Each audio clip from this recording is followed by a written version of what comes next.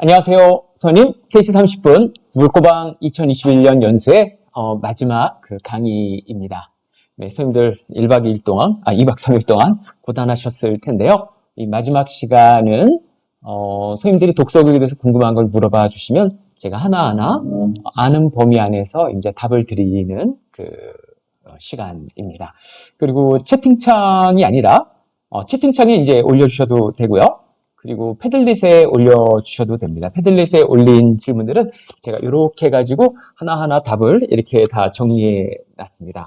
그래서 제가 이제 하나하나 이야기를 해드리고 또 중간에 올려주신 거 있으면은 그걸 또 얘기를 해드리고 그렇게 하겠습니다. 고민지선님, 제주동중 고민지선님께서 어휘력 부족, 학생들이 책을 읽는데 어휘력이 부족한 학생들이 있어서 이럴 때 이제 어떻게 하면 좋은지 거기에 대해서 질문을 해 주셨는데요. 어휘사전을 만들면 어떨까? 수행평가로 이제 어휘사전을 좀 점검하고, 뭐 이런저런 고민을 얘기를 해 주셨습니다. 그 밑에 광주의 김웅선님께서 일단 책을 많이 읽으면 저절로 어휘력이 늘지 않을까? 이렇게 또 댓글을 달아 주셨는데, 그러면서 동시에 책을 많이 읽으면 학생들이 어휘력이 저절로 늘 거라고 생각을 했는데 실제 해보니까 과연 그럴까 이렇게 이제 의문도 생긴다 이렇게 얘기를 해 주셨습니다. 그리고 밑에 또 댓글로 오유진 선임께서 사전을 찾아보면 어휘력을 익히는 데 도움이 된다 이렇게 말씀을 해주시기도 하고 그 밑에 또 박호준 선임께서 한문 교육을 아예 시켜야 되는 건 아닌가 여러 가지 이제 댓글을 달아주셨습니다. 학생들하고 공부를 하다 보면 이 어휘력 문제는 교사로서 참 고민을 하게 됩니다. 학생들이 되게 단어를 모릅니다. 특히 시험 때 선생님들이 왔다 갔다 하면서 학생들이 모르는 낱말을 물어보는 걸 보면 가슴이 미어진다는 얘기를 할 때도 있고 그렇게 되죠. 네.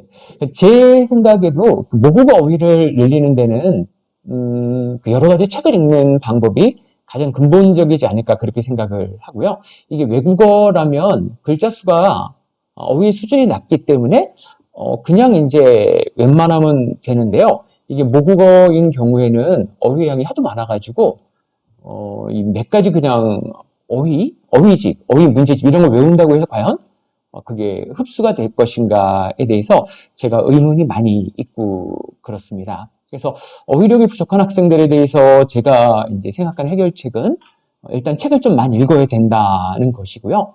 단어 자체만 외운다고 해서 어떤 말을 봤을 때 곧바로 그걸 쓸 수 있을 거라고 저는 생각하지 않거든요. 글 속에서 나타날 때 자연스럽게 그 의미가 글의 맥락 속에서 인지가 돼야 되는데요. 그러려면 그 말을 좀 사용해 봐야 되고 직접 자기가 이제 그 단어를 이용해서 문장을 써보거나 말을 하면 제일 좋겠죠.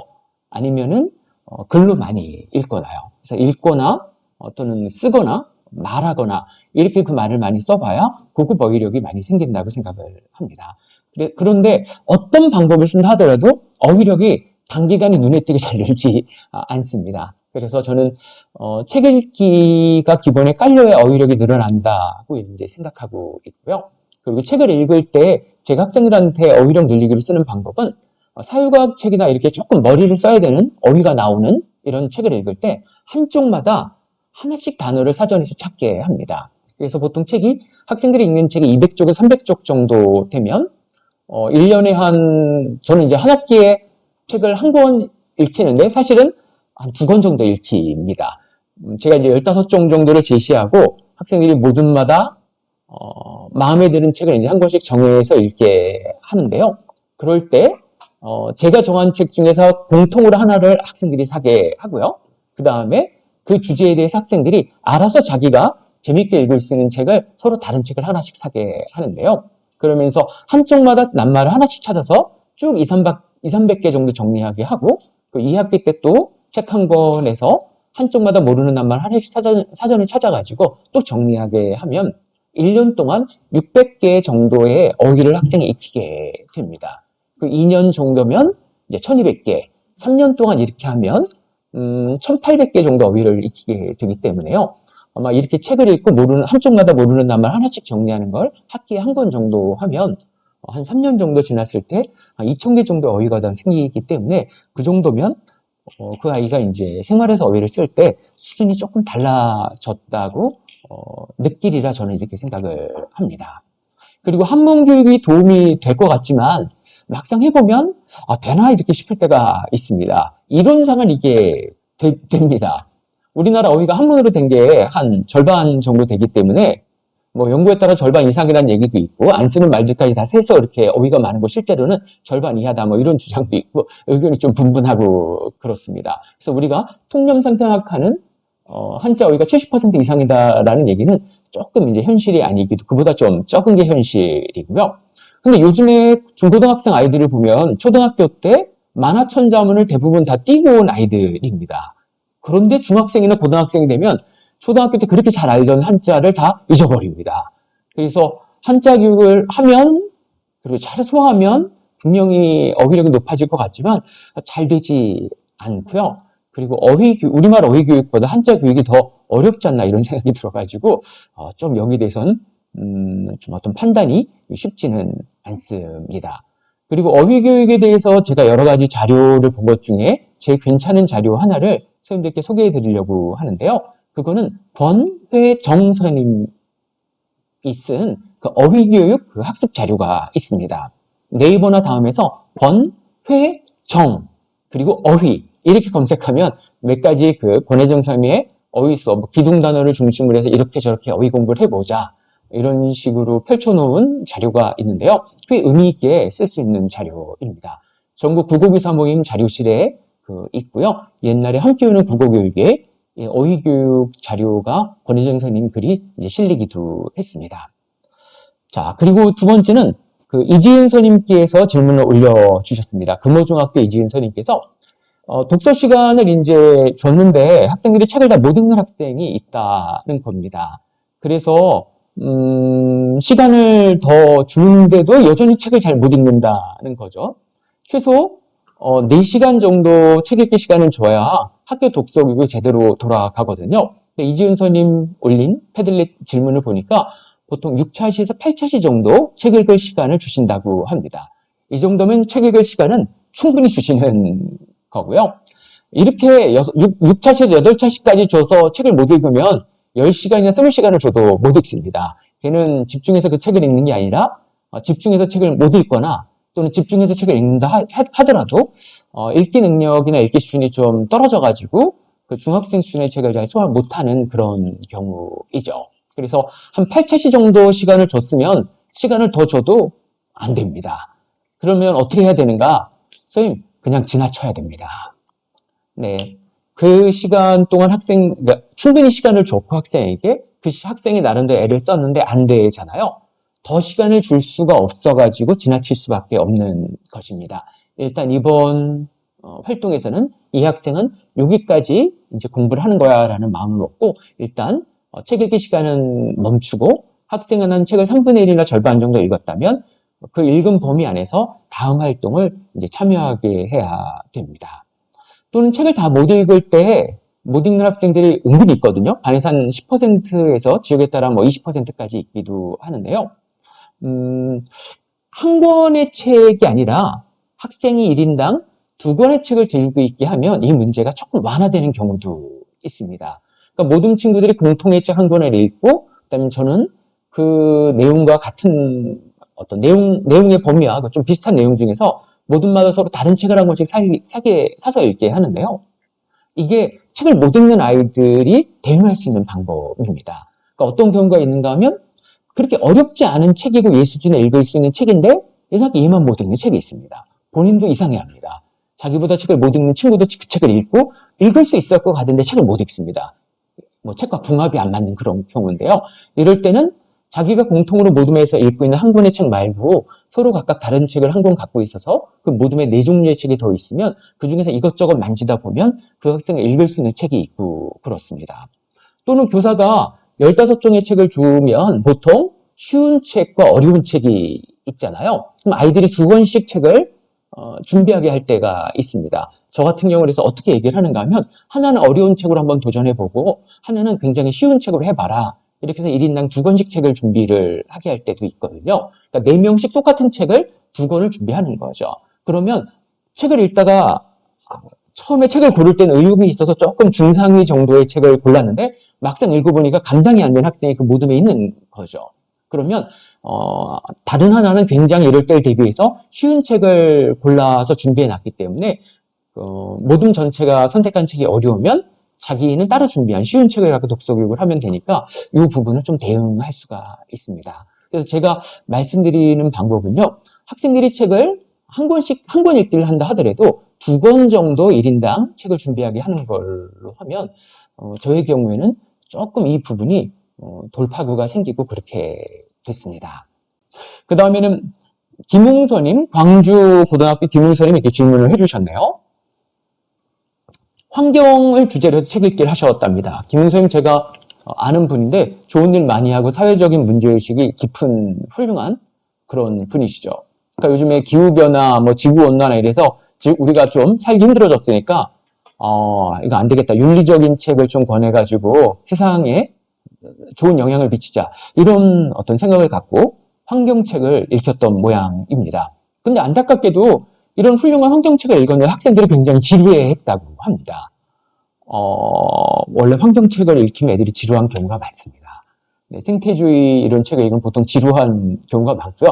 드물게 환경책인데도 애들이 안 지루하고 재밌어하는 책이 있는데 그런 책을 잘 골라가지고 이제 권하면 애들이 조금 잘 읽기도 합니다. 그래서 환경책, 생태주의 책이 일반적으로 좀 지루한 속성이 있고요. 그래서 이 지루한, 그러니까 내용은 굉장히 좋고 우리 시대에 필요한 내용이지만 그 분야 책들이 학생들에게 대체로 지루할 때 굉장히 신경 써서 책을 골라가지고 안 지루한 책을 잘 뽑아가지고 이제 권하는 것이 해결책입니다. 그리고 또 고민을 하셨는데 같은 책을 반전체가 읽히면 교사의 장악력이 높아지지만 조금 더 지루해지겠죠. 반대로 그래서 여러 종류의 책을 제시하면 학생들의 흥미도는 좀 높아지지만 교사가 내용에 대한 장악력은 좀 약해져서 고민이라고 말씀을 하셨습니다. 맞습니다, 선생님. 원래 한 종류나 적은 종류의 책, 한 종류에서 5종류의 책, 교사가 읽은 책으로 하면 장악력이 굉장히 높아지고 학생들이 어떤 활동할 때 교사가 직접 개입해서 제대로 읽었나 못 읽었나 여러 가지 하기가 이제 쉽습니다. 그런데 흥미는 약간 약해지겠죠. 그리고 책의 종류를 늘릴수록 흥미도는 좀 높아지고 그렇게 되지만 교사가 책 전체를 소화하기가 힘드니까 내용 장악력은 약해질 수밖에 없습니다. 지금 그래서 이거는 어떤 해결책이 있는 게 아니라 각각의 장단점 있는 2가지 수업 방법인 겁니다. 한 종류의 책으로 반전체를 하든지 아니면 3종류에서 5종류의 책 정도로 해서 어떤 절충형 버전을 하든지 아니면 15종에서 15종 이상으로 해가지고 굉장히 다양한 책을 읽히고 장악력을 이제 약하게 하든지 요 각각의 장단점 있는 책 모형 중에서 교사가 그 순간의 어떤 판단, 이 활동에는 이게 어울리지.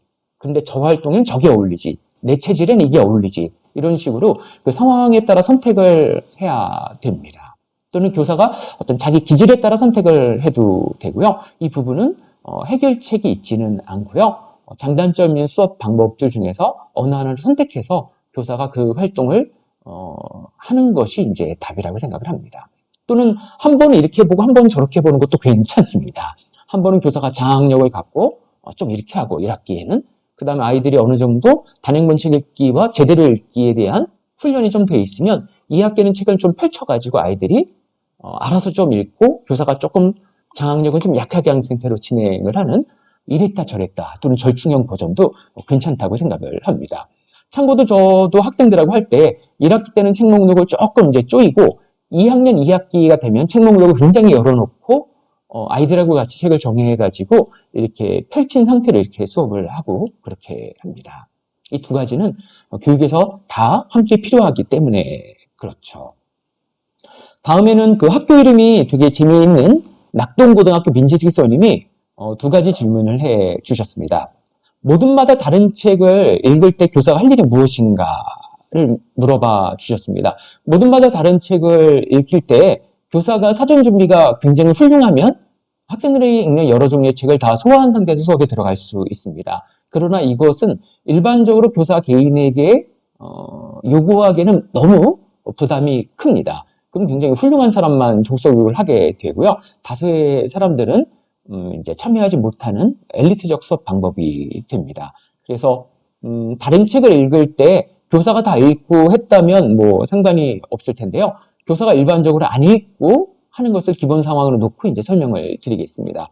책의 종류에 따라 물음 10개를, 이야기거리나 질문, 물음을 10개를 만들어 주는 것이 이때 교사가 할 일입니다. 사회과학 책을 읽었을 때, 그 다음에 인물에 대한 책을 읽었을 때, 뭐 자서전이나 평전 같은 책을 읽었을 때, 또는 시집을 읽었을 때, 소설책을 읽었을 때, 교사가 제시하는 질문이 조금 다릅니다. 사회과학 책을 읽었다면 이 책에 나타난 사회 문제가 어떤 문제인지 그 현황을 설명해라. 이 문제가 현재 이런 상황이 되기까지 어떤 것이 핵심 원인이었는지 원인을 찾아라. 이 분야를 연구하는 사람들이 어떤 해결책을 제시하면서 해결책을 얘기해라. 그 해결책을 현실에 적용했을 때 어느 정도 문제가 해결되고 어느 정도 여전히 남아있을지 너가 생각해서 대답을 해봐라. 이 문제에 대해서 개인적으로 학생 개인이 할 수 있는 노력은 어떤 것이 있는지 얘기해봐라. 뭐 이런 정도의 질문이 가능할 겁니다. 사회과학, 사회 문제에 대한 책을 읽었으니까요. 근데 반대로 소설책을 읽었을 때 질문은 조금 다릅니다. 글쓰기 유형이 다르기 때문에 질문이 다르게 되죠. 제가 소설책을 읽었을 때 학생들에게 주는 질문은 뭐 대충 이런 것들입니다.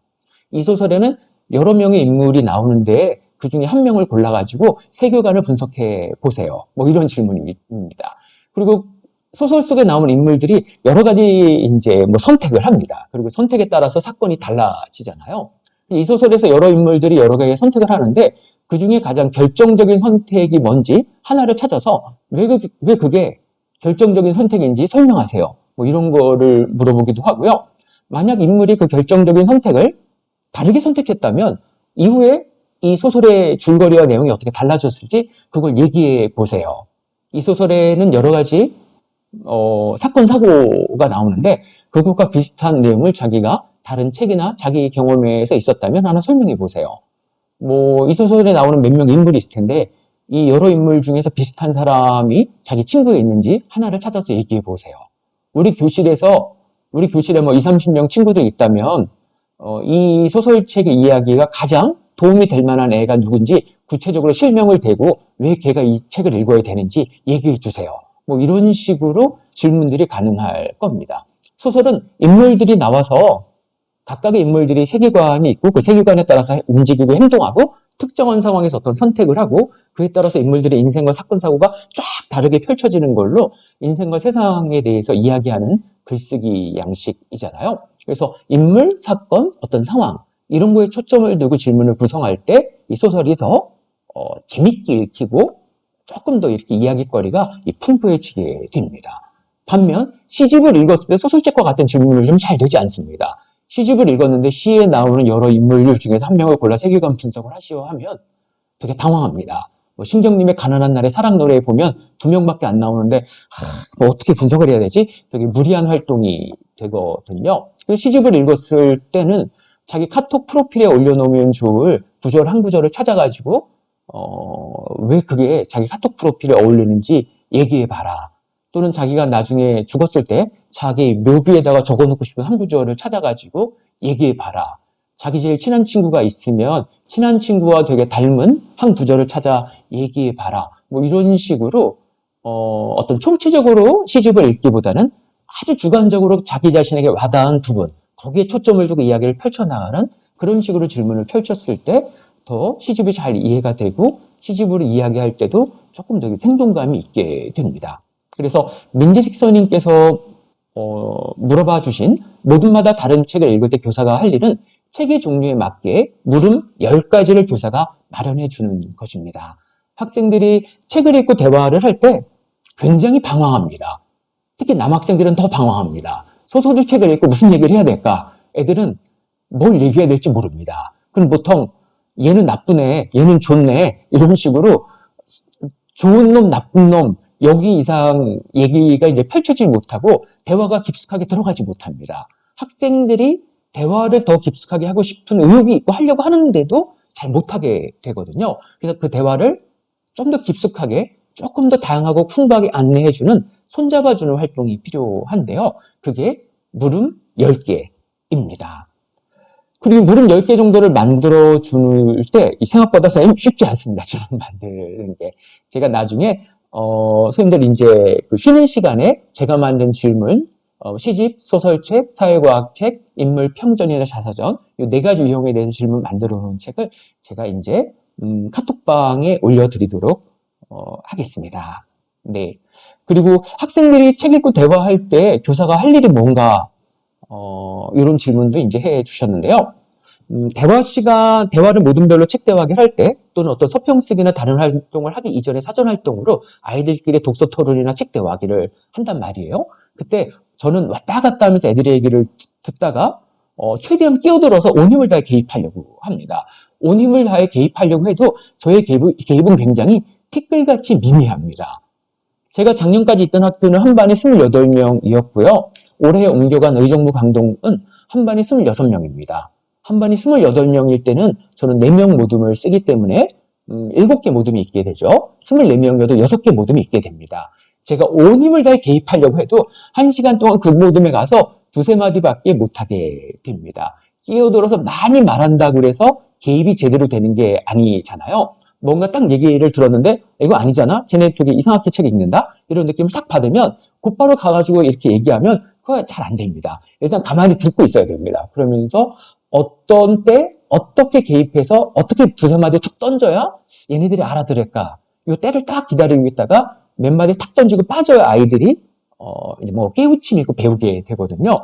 잘못 들이대가지고 막 많이 떠들게 되면 애들이 되게 갑자기 약간 정전이 일어난 것처럼 약간 멍 때리게 되고 그러면 교사가 많이 가르쳐줬지만 학생이 배우지 못하게 되는 게 있습니다. 그래서 온 힘을 다해 개입한다고 하지만 고작 한 모둠에 두세 마디 정도밖에 못하게 되고요.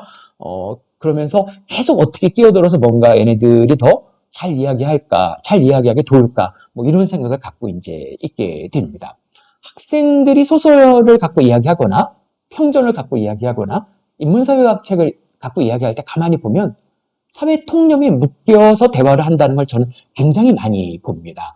학생들은 자유롭게 자기 생각을 얘기한다고 하지만 사실 그거는 학생 개인의 자유로운 생각이라기보다는 그 학생이 살고 있는 이 사회, 그 사회의 다수의 의견인 사회 강자, 그 사회의 주류의 의견인 경우가 굉장히 많습니다.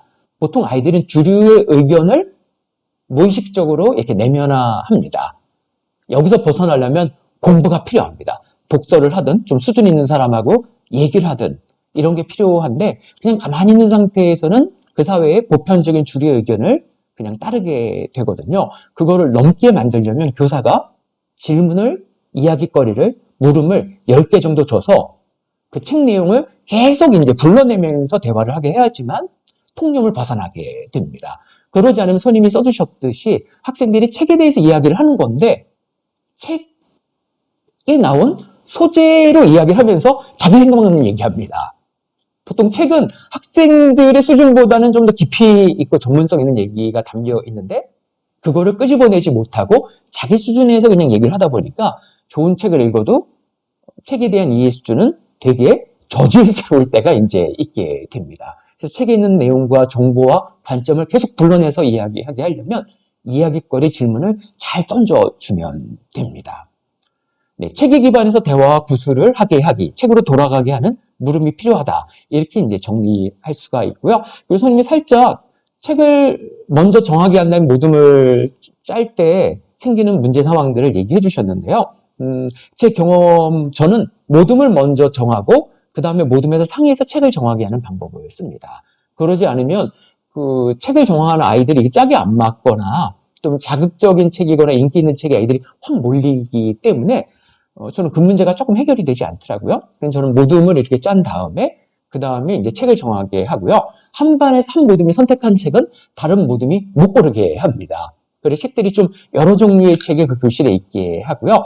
그렇게 하는 것이 수업에 조금 안전하고 아이들에게 그 책 선정의 순간에서 학생들에게 인기는 없지만 나중에 막상 그 책을 읽어보면 학생들이 굉장히 좋아하는 그런 책들이 소외되지 않습니다.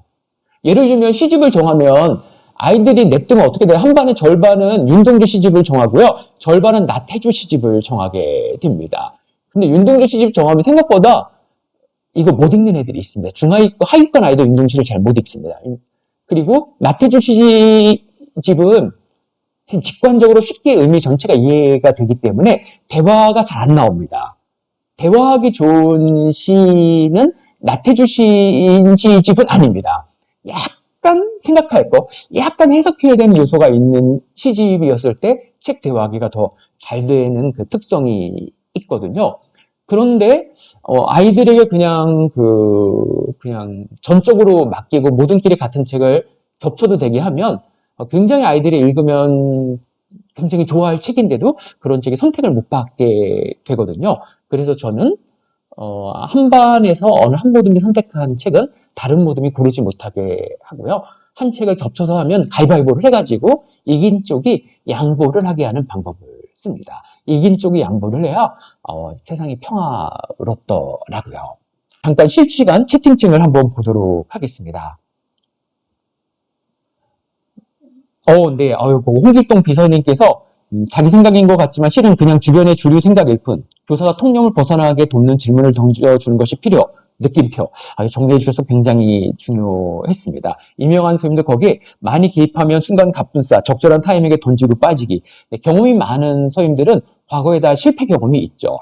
애들이 잘못 얘기하고 잘못 뭔가 하고 있는 거 보면 일단 흥분해가지고 생각 있는 교사고 지성이 있는 교사면 일단 들이대서 애들을 막 가르치는데 그리고 나중에 쓴맛을 한 서너 번 보게 되면 이 박자로 들어가면 애들이 배우지 못하는구나라는 걸 알게 되고 그 다음엔 대화법을 조금 이제 바꾸게 됩니다. 하상욱 시집 절대 안 됩니다. 하상욱 시집은 해석이 필요 없거든요. 해석이 필요 없는 시집하면 안 됩니다. 그러니까 시집을 제가 보니까 세 가지 유형이 있습니다. 물론 분류 유형에 따라서 뭐 7가지, 8가지가 있는데 가르칠 교사의 시집 지도법, 한 권 읽기 시집 지도법 적용에 따른 유형을 따른 3가지가 있는데 혼자 읽기 좋은 시집이 있습니다. 하상욱 시집은 혼자 읽기 좋은 시집입니다. 별로 어렵지 않고 그냥 읽으면 돼요. 읽으면서 시집이 이해가 잘 되니까 애가 기분이 좋아요. 이렇게 혼자 읽고 자존감 높이기 좋은 시집이 하상욱 시집, 나태주 시집, 뭐 이런 시집들입니다. 그리고 교사가 직접 강의하기 좋은 시집이 있습니다. 이육사 시집, 이상 시집, 백석 시집, 이용학 시집, 한용운 시집 이런 거 갖다가 책 대화학 시키면 애들이 방황하고 막 못하게 됩니다. 그래서 매우 어려운 시집, 되게 지적인 시집은 교사가 그냥 주입식 강의로 가르치는 것이 좋습니다. 그리고 책 대화하기에 좋은 시집은 약간 생각해서 의미를 찾아낼 수 있는 시집. 자기 그냥 얼핏 보면 뭔가 좋은 느낌이 있는데 전체가 파악은 안 돼요. 근데 얘기하면 뭔가 이러면서 의미가 이제 열려가고 자기 사는 얘기를 할 수 있는 시집. 이런 것들이 책 대화하기에 좋은 시집입니다. 그래서 혼자 읽기 좋은 시집, 독서 활동을 하기 좋은 시집, 교사가 강의로 가르치는 것이 적절한 시집. 이렇게 나눠지는 특성이 있다는 것을 제가 이제 몇 년 가르치면서 이제 깨우치게 됐습니다. 또 최수지 선생님께서 질문을 올려주셨는데요. 서울여는 최수지 선생님께서 질문한 내용 제가 답변 드리겠습니다. 최 선생님은 교사의 관심사, 최 선생님 관심사로 아이들한테 책 읽기 수업을 하셨대요. 페미니즘 책, 환경에 대한 책, 장애에 대한 책, 노동 문제를 다룬 책 이런 걸로 하셨습니다. 최 선생님 보니까 예수님과 부처님이 좋아하실 그런 분들입니다. 천국에 가실 것 같은 선생님이시군요. 네, 이렇게 세상에서 어떤 사회 문제에 대한 책을 읽히고 그걸 통해서 아이들이 사회의식을 갖고 더 좋은 시민이 되게 하는 그런 의도가 있었을 거라고 짐작을 합니다. 그러면서 동시에 교사의 관심사를 학생에게 주입하는 건 아닌가 하는 고민이 문득 드셨다고 합니다. 거기에 대한 저의 대답은 선생님, 교육은 원래 그런 겁니다. 교육은 교사의 관심사를 가르치게 되는 거고요. 선생님이 주입식 수업이나 강의식 수업, 교과서 밑줄 긋기 수업을 할 때도 선생님이 관심을 갖고 있는 노동 문제, 환경 문제, 여성 문제, 차별 문제, 장애인 문제 이런 것들은 자연스럽게 녹아서 학생들에게 전달이 되게 되어 있습니다. 저는 그런 것은 자연스럽고 원래 그런 것이라고 생각을 합니다. 그러니까 교사가 어떤 부분에 관심을 두어야 되는지, 교사가 의미 있는 부분에 관심을 두어야 되는지, 내가 혹시 별로 의미가 없는데 관심을 두고 그런 얘기를 자꾸 학생들한테 하는 건 아닌지 이 부분을 성찰하는 걸 저는 맞다고 생각을 하고요. 교사가 관심을 두고 공부하고 애정을 두고 있는 어떤 분야가 학생들에게 전수되는 것은 굉장히 자연스럽고 바람직하고 교육은 그런 것이고 그래야 한다고 저는 생각을 합니다. 교사가 소화한 범위 내에서 한 번 읽기 해도 된다고 생각을 하고요. 교사가 반대로 또 교사가 소화하지 못한 부분, 우리가 또 세상의 모든 부분에 대한 책을 잘 읽고 관심을 줄 수는 없잖아요. 그래서 교사가 관심을 잘 두지 않는 수학에 대한 책이라든지 자연과학에 대한 책으로는 어떻게 책 읽기 교육을 할까? 이런 질문을 이제 해 주셨습니다. 수학과 경제에 대한 책을 질문해 주셨죠. 그럴 땐 선생님, 수학과 경제에 대한 책을 읽을 때는 지식을 얻는 독서 활동을 하는 것이 핵심입니다. 수학책을 왜 읽는가, 자연과학 책을 왜 읽는가, 경제책을 왜 읽는가, 그 분야 전공자들한테 이렇게 물어보면 대체로 비슷한 얘기를 할 겁니다. 새로운 지식을 얻기 위해서 이제 한다. 그 분야의 지식을 더 잘 이해하기 위해서 독서를 한다. 이렇게 얘기를 하게 되거든요. 그래서 지식을 얻는 데 초점을 둔 활동을 시키면 됩니다. 수학책이나 경제책을 읽고 제가 독서 활동을 어떻게 하는가 하면은요. 기억하고 싶은 내용을 정리해라. 새롭게 알게 된 내용을 이제 정리해라. 이런 식으로 새롭게 알게 된 내용 중에서 기억하고 싶은 내용을 정리하게 하고 그런 정도로 이제 활동을 마치게 됩니다. 수학책을 읽고 자기상과 연계한 독서 활동 저 하지 않습니다. 함수를 읽고 자기상과 연계한 얘기를 해봐라. 수학 선생님은 이 지도가 되더라고요. 근데 국어교사인 저는 제가 수학과 출신인데 국어를 부전공했으면 이걸 할 수 있을 것 같은데 제가 토종 국어고 확장이 안 되는 체질이라 이게 잘 안 되고 그렇습니다. 그런 저 같은 사람은 그냥 새롭게 지식을 얻는 것 자체까지만 이제 진행하면 된다고 저는 생각을 합니다. 그리고 최 선생님께서 말씀해 주신 것 중에서 제가 조금 아니야라고 얘기할 부분도 하나 있는데요. 페미니즘, 환경, 장애, 노동 이렇게 윤리, 도덕, 사회의식과 관련된 책은 사회도덕교과에서 다루는 것일까? 이렇게 질문을 해 주셨는데요. 저는 그렇지 않다고 이제 답변을 드립니다. 그래서 국어교과서에는 과학책에 있는 것도 나오고 미술책에 있는 것도 나오고 사회책에 있는 것도 나오고 다 나옵니다. 국어는 선생님 특정 분야로 한정되어 있지 않고 두루두루 여러 가지 글을 이제 읽는 연습을 그리고 어떤 글을 읽고 소통하는 방법, 또 글이나 말로 표현하는 방법 이런 걸 훈련시키는 거잖아요. 그래서 윤리적인 내용을 담은 사회나 도덕 관련 어떤 글이 교과서에 나오면 윤리와 도덕에 대해서 얘기하는 게 자연스러운 거고요. 윤리나 도덕에 대한 글을 우리가 가르칠 때 윤리와 도덕을 빼고 어떻게 가르칠 수 있겠습니까? 세상에 있는 모든 글이 윤리와 도덕을 담고 있지는 않지만 윤리와 도덕이 담겨있는 글을 읽고 우리가 공부할 때는 윤리와 도덕에 대한 이야기를 하는 것이 맞다고 저는 생각을 합니다. 그 글을 쓴 사람의 의도, 그 글을 쓴 목적이 윤리와 도덕에 대한 어떤 의미 전달이기 때문입니다. 그리고 그럼 국어과의 정체성은 뭔가? 선생님, 교과 정체성을 얘기할 때 이쪽 분야와 이쪽 분야와 이쪽 분야가 다 떨어져 있지 않습니다. 이 교과로 보면 지리의 개념으로 따지면 점이지대 같은 부분이 있다고 봐야 됩니다. 요것과 요것 딱 어떤 겹치는 지역이 있으면 이 겹치는 영역들이 모든 교과마다 한 25%씩 있기 마련입니다. 이 겹치는 부분을 해당 교과에서 모두 이제 배제하려고 그러면 굉장히 기괴한 분류 결과가 나오게 되기 때문에요. 모든 교과마다 한 4분의 1 정도씩 내용이 원래 겹치는 거지. 이렇게 편하게 마음을 먹고 가르치시는 것이 좋습니다. 선생님께서 혹시 한 15년 전쯤에 대학을 졸업하셨으면 또 특정한 대학에서 특정한 선생님들께서 국어과의 영역을 규정할 때 사회도덕 교과에서 가르치는 것을 국어과에 가르치면 국어과의 정체성이 이제 흐려지기 때문에 국어 시간에는 도덕 윤리 내용을 다 배제하고 오로지 언어 활동에 초점을 둔 그런 활동 위주로 이제 해야 된다.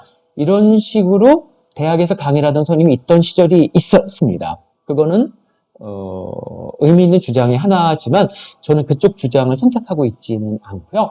현재 2015 교육과정에서는 교과 안에서 여러 분야의 어떤 융합을 기본 관점으로 하고 있고요.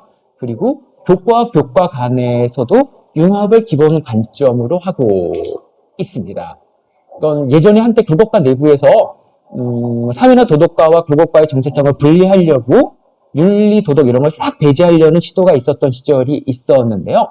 2015 교육과정에서는 어떤 교과 내부의 논쟁 이전에 어떤 교육과정 총론을 얘기하는 연구진 차원에서 융합을 기본으로 이제 제시해버려가지고 아예 그냥 다 그 개별 교과의 논쟁이 다 의미가 없어지는 수준이 돼 버렸습니다. 그래서 현재의 국가교육과정의 관점은 뭐 국가의 관점이라고 다 따라야 되는 건 아니겠죠, 저는. 그냥 국가교육과정의 관점은 교과 간의 융합은 물론이고 교과와 교과 간의 융합을 기본 설정으로 이제 하고 있습니다. 그리고 교과와 그 배우는 학생의 삶의 어떤 융합 이런 것을 기본 과정으로 하고 있기 때문에요. 국어 시간에 가르치는 것이 사회나 도덕교과에서 겹치는 것은 전혀 문제가 되어 있지 않고 또 국가교육과정의 관점과 일치한다. 이런 말씀을 제가 드리도록 하겠습니다. 뭐 약간 이제 개념과 이런 얘기를 하다 보니까 말이 길어져가지고 좀 재미가 없어졌을지도 모르겠습니다. 자, 윤재호선님 학교 이름이 내면고등학교 굉장히 그 철학적인 이름입니다. 질문은 굉장히 현실적인 질문이군요. 수능 독서 문제풀이를 어떻게 하면 좋은지 이렇게 물어보셨습니다. 네, 내면고등학교에서 수능 독서 문제풀이 이렇게 질문을 해주셨고요. 좀 죄송합니다. 이게 웃기려고 한 얘기가 아닌데 문득 하다 보니까 약간 웃기게 됐네요. 고3 수업에서 문제풀이 수업을 저도 한 40% 정도, 30-40% 정도 이제 합니다. 제가 처음 교사가 돼서 한 3년 동안은 고3 수업에서는 70-80%가 문제풀이 수업이었는데요. 세월이 가면서 4분의 1 정도가 문제풀이를 합니다. 아무리 문제풀이를 많이 해도 절반 이상, 50% 넘지 않습니다. 그 이상 문제를 수능 문제풀이 했을 때 아이들이 학습이 진행되는 느낌이 제가 들지 않기 때문입니다. 아이들이 약간 멍해져가지고 배워도 문제를 풀어도 공부가 된다는 느낌이 저에게는 없었습니다. 문제 푸는 수업이 굉장히 지루하고 힘들거든요. 그걸 견딜 수 있는 아이가 반에서 한 30%밖에 안 되더라고요. 나머지 3분의 1은 쓰러져서 자거나 넋을 놓고 있고 3분의 1은 다른 걸 공부하고 3분의 1만 문제풀이에 참여하고 있지만 3분의 1 참여하고 있는 아이들도 딱 100일쯤 지나서 보면 공부가 실제 되는 아이들은 몇 명 안 되는구나 이런 생각을 제가 이제 하고 그랬습니다. 처음부터 이런 생각 하지 않았어요. 교사 되고 4년 동안은 문제집 엄청 많이 풀었습니다.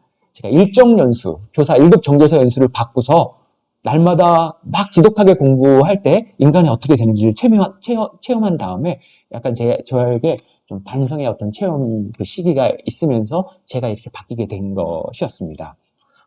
다시 질문을 돌아와서 수능 문제를 어떻게 푸는가 했을 때요. 저는 문제를 풀 때, 문제 중에 A4 종이에 있으면은 그거를 A4 종이를 축소 인수해서 애들한테 나눠줍니다. 혼자 10분 동안 문제를 풀게 하고요. 그 다음에 모든 4명씩 서로 얘기하면서 답을 합의하게 합니다. 4명의 아이들이 답을 합의하면 저를 부릅니다. 보통 글 하나의 문제가 4-5문제 정도 나오잖아요. 학생들이 제가 답을 부르라고 해요. 답 불러봐. 1, 4, 3, 3, 2, 5 이렇게 하면 너희는 3개를 맞추고 2개를 틀렸다. 제가 이렇게 얘기합니다. 뭐가 틀렸는지 얘기하지 않고요. 아이들이 다시 얘기하게 합니다. 그럼 아이들이 막 또 뭐가 틀렸는지 얘기를 막 합니다. 조금 있다가 여기저기 또 제가 다른 모둠 가다가 걔네 모둠한테 가면 3, 3, 2, 1, 2, 5 그러면 너희는 이제 하나 맞고 4개를 맞추고 하나를 틀렸다.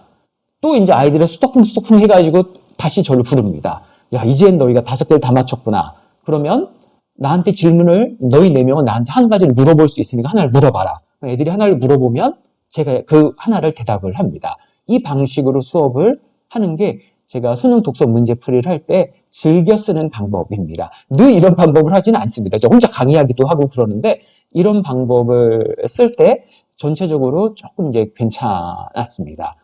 그러니까 학생들이 혼자 문제를 풀고 그 다음에 서로 모든 4명이서 어떤 게 답일지 서로 상의해서 합의해내고 교사한테 확인해서 틀리면 보통 틀립니다. 한 번에 맞히는 경우 별로 없습니다. 틀리면 뭐가 틀렸는지 다시 얘기를 하면서 막 찾고 그 다음에 이게 다 합의 끝나면 교사한테 하나 질문하면 교사가 모둠에 하나 답을 해주고 이제 나가는 그 다음 시간 나머지 시간 걔는 이제 자습하는 형태입니다. 이런 식으로 문제를 풀었을 때 저는 학생들이 조금 배운다는 느낌이 있었습니다. 그냥 문제를 많이 푼다고 해서 문제 푸는 능력이 생기지 않는다는 게 저의 그 교실 관찰이었거든요. 그냥 맞춘 것도 친구랑 얘기하면서 왜 이게 답인지 얘기하는 과정에서 더 많이 공부가 된다는 생각을 해가지고 전 이 방법을 씁니다. 선생님, 이 방법을 쓸 때와 그냥 문제 풀고 교사가 강의할 때 차이가 뭔가 하면 교사가 아이들한테 문제 풀면 보통 10분, 15분 시간 주고 그 다음에 답 맞추고 강의하잖아요. 그러면 지문 2개 풉니다. 8문제 풀 수 있거든요. 근데 이 방법 하면 지문 하나만 풀 수 있습니다. 그리고 수업이 한 15분 정도 남고 이거는 그냥 자습시키게 됩니다. 지문 2개 풀고 혼자 풀고 교사에 강요를 해주는 방법. 지문 하나 풀고 애들끼리 상의하면서 한 10분 자습하는 방법. 이 2가지 방법 중에서 선생님이 이것도 한번 해보고 저것도 한번 해보면서 선생님 취향에 맞는 거, 선생님 보시기 괜찮은 방법을 선택하거나 적절히 섞어서 하면 어떨까? 그렇게 생각을 합니다. 그리고 어느 선생님들 중에서는 아이들에게 모둠을 풀게 하고 아이들이 나와서 돌아가면서 강의하게 하는 방법이 있는데요. 그 교수학습 방법 연구들을 보면 학생에게 강의를 하게 하는 방법은 다른 학생들의 학습 성취가 굉장히 낮기 때문에 쓰지 않는 것이 좋다고 일반적으로 교육학 연구에서 보고가 나오고 있습니다. 그래서 활동 수업인데 그것을 교사 학생들에게 이렇게 준비시켜서 한 명씩 나와서 그 진도를 발표하게 하고 교사는 가만히 지켜보는 방법. 이 방법 선생님이 왜 많이 쓰는지 제가 알죠. 대학 때 그렇게 많이 우리가 배웠잖아요. 선생님들 단원별로 쪼개놓고 그럼 학생들이 나와서 한 명씩 발표하고 선생님 그러면 채점하고 끝에 한 5분, 10분 정도 살짝 이제 설명을 보태는 방법으로 많이 우리가 대학 때 학습을 했는데요. 그 방법은 학습 성취가 굉장히 낮게 나오는 방법입니다. 그래서 그 방법을 저는 쓰지 않는 것이 낫다고 생각을 합니다. 물론 교육학 연구라고 해서 다 맞는 건 아닌데 제 연구를 보고 제 수업에서 하는 걸 가만히 보고 다른 선생님이 하는 걸 조금 이제 지켜보니까 그 연구 결론은 제가 맞다고 이제 동의가 되더라고요. 그래서 활동 수업이지만 사실은 교사가 힘이 안 들기도 해서 많이 사용하는 방법이지만 학생들이 배우는 게 적어가지고 쓰지 않는 것이 낫다고 생각을 합니다. 학생이 나와서 강의하는데 강의 기술이 안 좋잖아요, 학생이. 그러니까 듣는 쪽 아이들이 잘 배우지 못한다는 겁니다. 강의하는 공부가 됩니다. 네, 그리고 힘이 안 들어가는 독서 행사가 뭐가 있는가 이렇게 여쭤봐 주셨습니다. 윤 선생님, 학생 1인당 책 4권 빌리기 주간을 만드십시오. 전교생 책 4권 빌리기 주간을 만들어서 모든 학생이 도서관에 책을 4권씩 빌려오는 겁니다. 그리고 독서 행사하면 시간을 보통 한 2시간 이상 주잖아요. 한 2시간 읽고 포스트잇에 멋진 구절을 써가지고 교실벽에 붙이는 걸 하십시오. 그러면 교실 뒤에 이 포스트잇이 애들이 한 뭐 20, 30명 되잖아요. 요즘 우리나라 학교 애들이. 그래서 20, 30명 애들이 책 4권 빌려가지고 멋있는 말을 찾아서 이렇게 1인당 한 4개씩 붙이게 하면 한 100개 정도 붙게 되거든요. 100개 이제 포스트잇이 멋있는 말이 붙어 있으면 그게 꽤 볼만합니다. 교사 힘 하나도 안 됩니다. 그래서 다시 정리하면 1인당 책 4권 빌리기, 전교생 1인당 책 4권 빌리기 주간을 만들어가지고 포스트잇을 나눠주고 2개씩 멋진 구절을 붙여가지고 멋진 구절을 붙여서 1인당 4개씩 교실 벽에 이제 붙이는 활동을 하십시오. 그리고 사진 찍어서 실적으로 딱 올리고 이렇게 정리하면 괜찮다고 저는 생각을 합니다. 책을 빌리는 것, 선생님 그게 꽤 의미 있는 독서 활동입니다. 도서관은 4권을 빌리잖아요. 함부로 빌리는 애조차도 4권 정도를 빌리려면 본인이 빌려야 됩니다. 4권을 빌리잖아요. 한두 권 빌리는 것과 다릅니다, 선생님. 왜 다른가 하면 친구 보고 빌려오라고 시킬 수가 없습니다. 보통 도서관에서 애들이 1인당 대출 권수가 5권이거든요. 4권 빌리려면 본인 아이디로 본인이 빌려야 됩니다. 그래서 이것저것 책을 빌리면서 약간 책을 보게 되고 그 정도의 성과를 아무리 그걸 땡땡이 치고 함부로 하는 아이도 그 정도의 최소한의 성과가 있습니다. 그리고 좀 성의 있게 하는 아이들은 4권을 빌려서 이렇게 만지작거리면서 오잖아요. 그 사이에서 굉장히 여러 권의 책을 이제 펼쳐보고 문득 그 아이와 괜찮은 인연이 닿는 책이 생길 가능성이 좀 확률이 이제 생기게 되죠. 그리고 고3 윤 선생님 진짜 질문 엄청 진지하게 해주셨군요. 윤 선생님 바나나 우유 하나 드려야겠습니다. 네, 고맙습니다. 윤 선생님. 2학기 수능 최저가 필요 없는 아이들 독서는 어떻게 하면 되는가 이것도 질문해 주셨습니다. 고등학교 2학년인데 수시도 이제 될 것 같고 수능 최저조차 필요 없는 아이들 또는 대학에 아예 안 가거나 미달될 대학에 가기 때문에 수능 최저가 필요하지 않는 아이들 이런 아이들 독서를 어떻게 하면 되느냐 물어봐 주셨습니다. 선생님 첫 번째는 웹툰 읽기를 권해드립니다. 신과 함께 이런 거 읽으면 인간이 어떻게 살아야 되는가 삶과 죽음에 대해 생각하면서 나름 느낌이 있습니다. 물론 그걸 읽는다고 해서 애가 순간 좋아지진 않지만 교육은 선이 원래 물을 날마다 적시는 겁니다. 어느 순간 애가 정신 차리라고 계속 이런 거는 적시고 좋은 걸 먹이다 보면 어느 순간 애가 딱 알 수 없는 조합이 일어나가지고 어느 순간 딱 문득 조금 더 나은 사람이 될 수 있고 뭐 그렇게 되잖아요. 저는 좋은 웹툰 읽기를 권해줍니다. 웹툰은 그 특성상 특별히 머리를 쓰지 않아도 사람을 이렇게 몰입시키고 딱 빨려들게 하잖아요. 그래서 굉장히 여러 가지 웹툰을 2학기 한 두세 달, 한 서너 달 정도 읽어도 저는 괜찮다고 생각을 합니다. 그리고 진로 책 읽기도 좀 의미 있다고 생각을 합니다. 진로가 명확한 아이들 같은 경우에 간호사가 되겠다. 여러분 진로 간호사에 대한 책을 읽고 의학이나 병원에 대한 책을 읽으면 걔는 좋아합니다. 이건 조금 진로가 명확하고 자기관리력이 있는 아이들인 경우에 진로 책 읽기 같은 경우를 이제 하는 거죠. 그리고 두루두루 좀 애매해가지고 뭐 노는 것도 아니고 진로가 명확한 것도 아니고 약간 호공이 붕 뜬 것 같은 애들이 있습니다. 그런 애들한테는 인생 이야기가 담긴 인생책 읽기도 괜찮습니다. 그 인물책들 보면 이래서 나는 성공했다. 뭐 이런 책도 여기에 해당하고요. 사람들이 뭔가 지금 성공한 사람들이 자기가 어떻게 성공했는지에 대한 다른 책들이 있습니다. 뭐 총각들의 과일 가게 이런 책도 있고 선영아 미안해 뭐 이렇게 대학 다니다가 크게 화상을 교통사고로 얼굴을 다치고 그러면서 인간 승리를 뚫고 나온 책들 이런 책도 좋고요. 그리고 건강에 대한 책도 좋습니다. 뭐 거북이 등 펴기, 뭐 힘이다, S자 라인 만들기, 뭐 이런 책도 좋고요. 몸짱 만들기 이런 책도 좋습니다. 남자들 잘 읽습니다. 남자는 힘이다 이런 책이고요. 그리고 연애에 대한 책도 좋습니다. 여자들이 모르는 남자의 심리, 내가 마음에 드는 여자와 안 깨지고 길게 연애하는 법 이런 책들 저도 좋고요.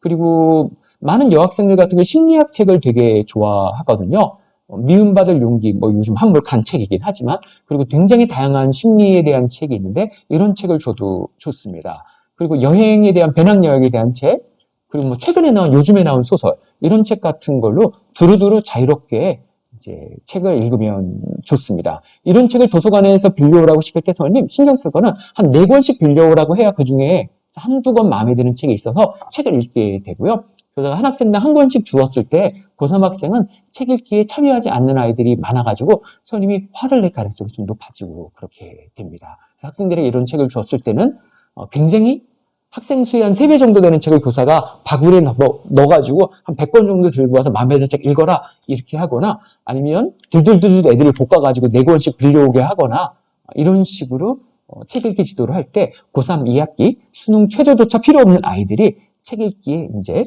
참여한다. 이렇게 말씀드릴 수 있겠습니다. 네. 선생님, 너구리 선생님 고맙습니다. 선영아 미안해가 아니고 지선아 사랑해라는 책이군요. 저도 선영아 이렇게 하면서 뭔가 이거 아닌데 이런 생각 제가 들었습니다. 네, 지선 선생님 잘못 얘기해서 죄송합니다. 네. 네.